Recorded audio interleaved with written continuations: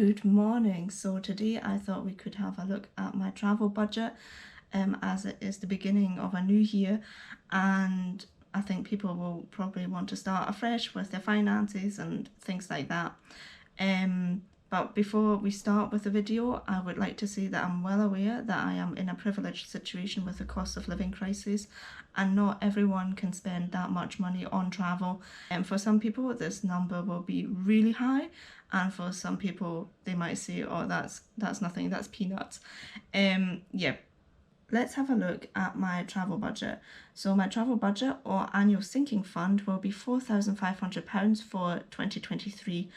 That means that for the whole year, I will be spending £4,500 at max or less. A sinking fund is basically a pot of money that you save up for the whole year, because for me it is an annual sinking fund. You save it up, and then when you go traveling, you spend that money that from that pot that you've set aside.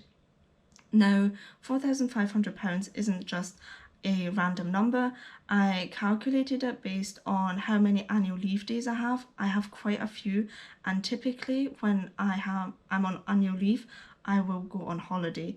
So that means quite a few holidays. It's also based on the fact that £4,500 is the maximum amount that I can save up for the year without affecting my monthly savings rate. The way I save for my travel is that I get my salary at the end of each month, and from that salary I know exactly how much I will be paying for rent and how much all my fixed costs are, like bills and things like that.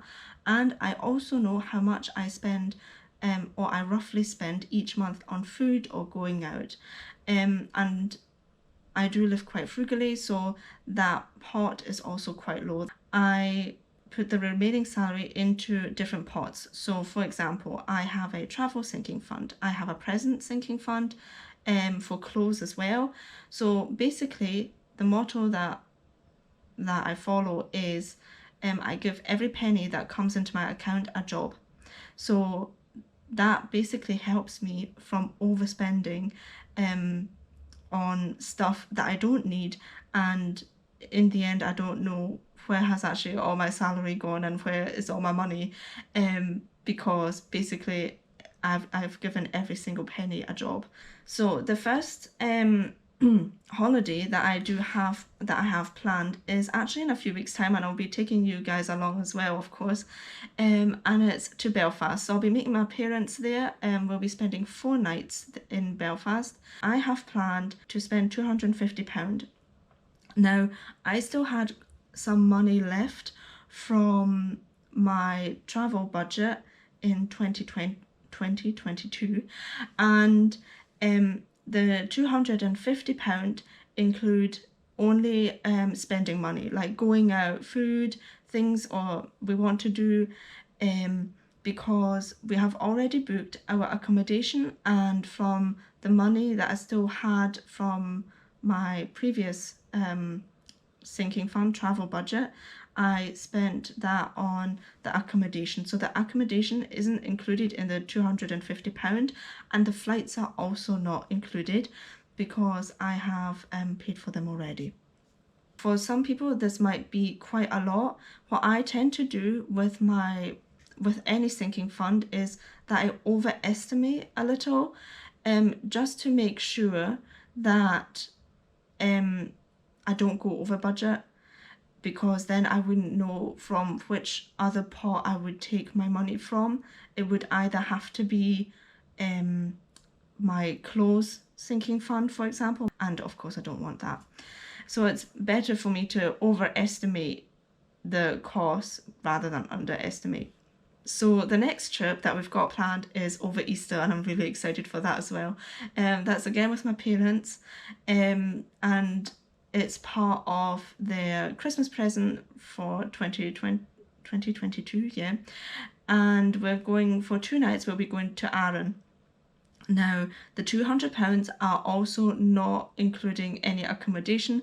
I have already paid for this from my sinking fund for last year. For my that one came actually out of my present sinking fund, because it was a present for my parents, and my part, so my share of the accommodation, came out of the travel sinking fund. I hope that makes sense. So it's £200. This will include, no, it's not going to include the ferry. The ferry is also covered by my last year's travel sinking fund. So yeah, it's again just spending. The next trip that we've got planned is 4 nights in Oslo in summer, and I'm really excited about that as well. I'm excited about all holidays, but yeah. And this is with Ian, and we have already booked the flights last year because the flights were quite expensive, and we found a price that we were happy with, so we just went ahead with it before the prices would increase even more.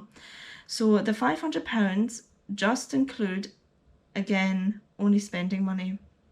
I have no idea how much things will cost in Norway. I know that is a very expensive country, so stay tuned to see how we try to travel on a budget in expensive countries, I guess.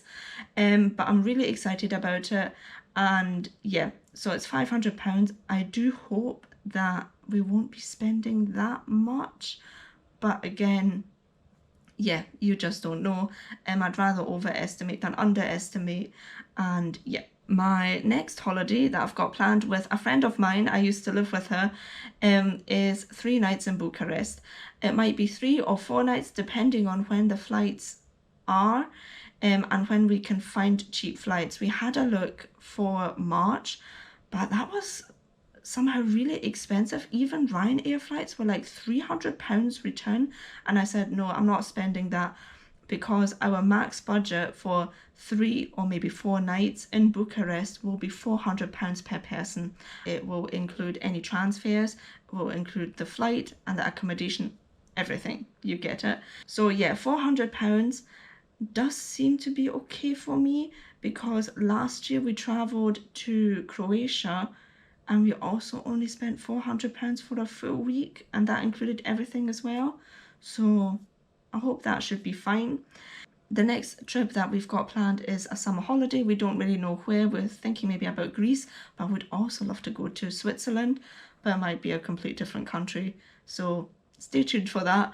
But anyway, my rule of thumb is about £400 for a week holiday. If we do fly to Switzerland, this might be quite tight, probably, but we'll see. We'll have a look and see what we can work with. The same applies for our autumn holiday. Now, we don't have anything booked yet.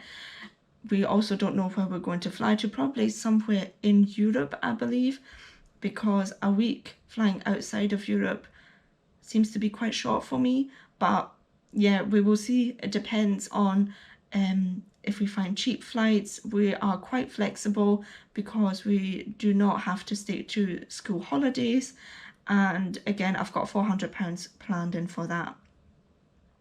So the next holiday that we've got planned is a winter/Christmas holiday with my parents, and hopefully also my brother and maybe Ian. I'm not sure about that.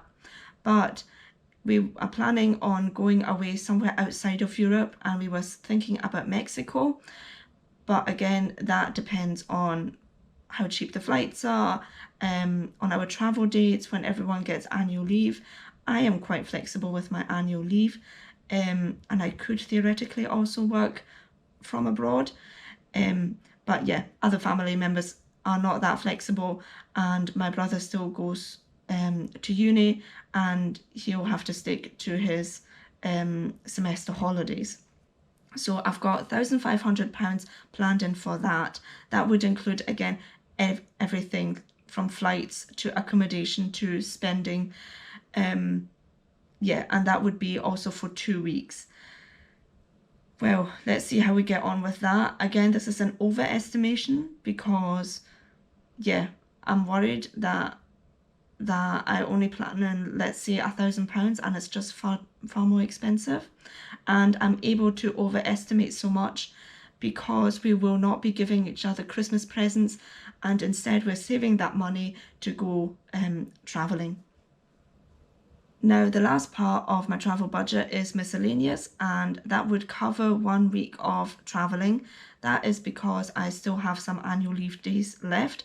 I don't have to take them, I can carry them over to 2024, but I would like to take some holiday, I think. That would cover things like wee trips to the Highlands, or just anywhere in the UK, or maybe some weekend trips abroad. It would also cover the fact that if, for example, our flight back gets delayed to Scotland, and I would have to take an additional day off, and I would have to pay for, I don't know, extra food or a hotel somewhere, or that is just basically in case anything happens, and that is my buffer that I will be working with. Again, £4,500 is a lot of money. I'm hoping that I will not be spending it all, but still can take all my annual leave days. So we'll have a look, see if we can find some really good deals. So as you see, we don't have all trips planned yet for 2023. I mean, it's still January, but we do have some trips planned, and there are also some trips that could be more expensive, like the one to Oslo, and it's just good to plan ahead to know how much you can spend for each holiday, and also if you could maybe afford another cheeky weekend trip somewhere, which I think we will be doing. So yeah, if you have enjoyed this video, please give it a thumbs up and subscribe to the channel for more budget traveling, and I'll see you very soon. Bye!